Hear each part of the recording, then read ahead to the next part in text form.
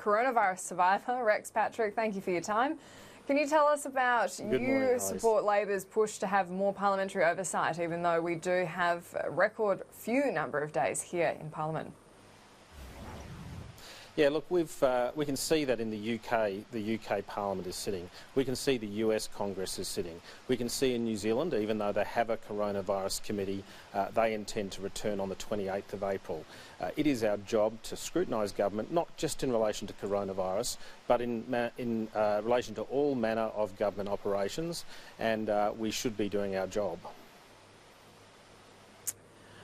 The government has said that there's really nothing on the agenda apart from the coronavirus response, and so they are concerned about that kind of the value of that oversight. What's your response to that? Well, the government does continue to work right across the spectrum. The Murray-Darling Basin Authority is continuing to do its work.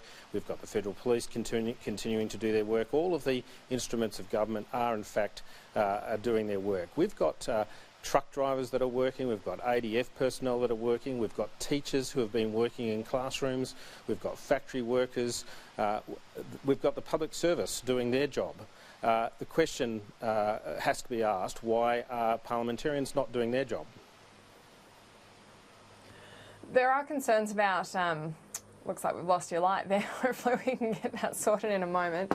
It looks like there has been concerns, though, about the lack of days sitting here in Parliament, but there are real issues with being able to have people physically here, and so should we be looking at scrutiny when we can't pass things with the normal level of parliamentary scrutiny that we'd have if we did have everyone here?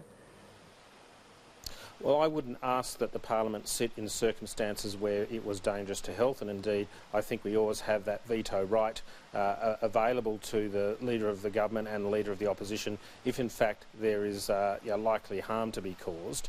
But I'd point out, most people are familiar with the environment in the House of Commons. If they look at the Senate, they look at the House of Reps.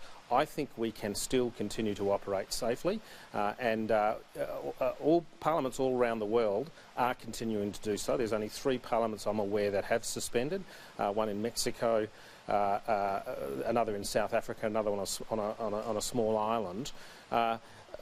We can modify our processes and procedures and still provide the oversight function that is required in a mature democracy.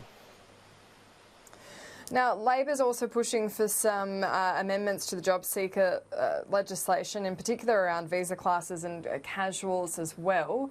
What do you support in that space?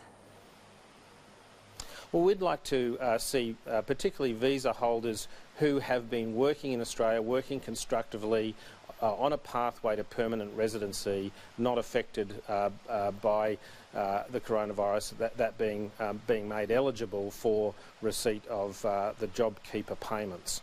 I haven't seen what the government is going to introduce, or sorry, the opposition is going to introduce by way of amendments in the House. It may be similar, and we'll deal with that when we've seen their amendments. This is a time when we have a record number of people in the job queues, record number of Australians. The push very much we've heard so far is that if these people aren't permanent residents and they don't have a source of income, that's something they should have known before they came here, or they should go home. Well, there are people who have been working constructively here in Australia, contributing to the economy, contributing to society. They are on a pathway to permanent residency and or Australian citizenship. We should support those people. Many of them are here because they have a particular skill that simply doesn't exist more generally across the Australian population, so we should be supporting them.